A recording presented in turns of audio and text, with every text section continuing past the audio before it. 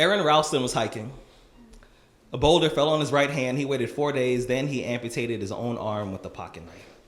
On New Year's Eve, a woman was bungee jumping in Zimbabwe. The cord broke. She then fell into a river and had to swim back to land in crocodile-infested waters with a broken collarbone.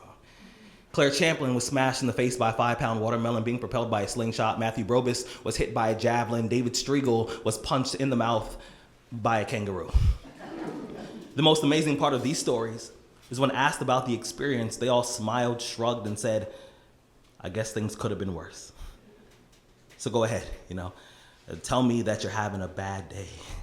Tell me about the traffic. Tell me about your boss. Tell me about the job you've been trying to quit for the past 4 years. Tell me the morning is a townhouse burning to the ground. Tell me the snooze button is a fire extinguisher. Tell me the alarm clock stole the keys to your smile, drove it into 7 a.m. and the crash totaled your happiness. Tell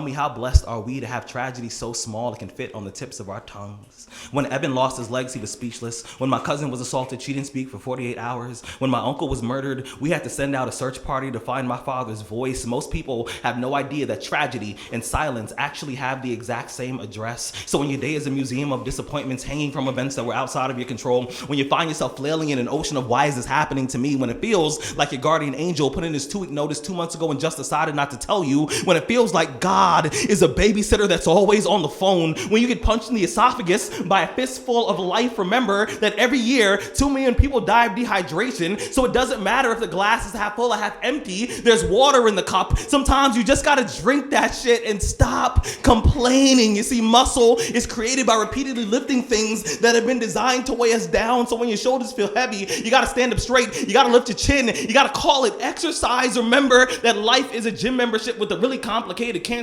policy. Remember that you will survive. Remember things could be worse. Remember we are never given anything that we can't handle. When the world crumbles around you, sometimes you got to look at the wreckage and then build a new one out of all the pieces that are still here. Sometimes you got to remember that you are still here. The human heart, it beats approximately 40,000 times per hour, and each pulse and each throb and each palpitation is a trophy engraved with the words, you are still alive.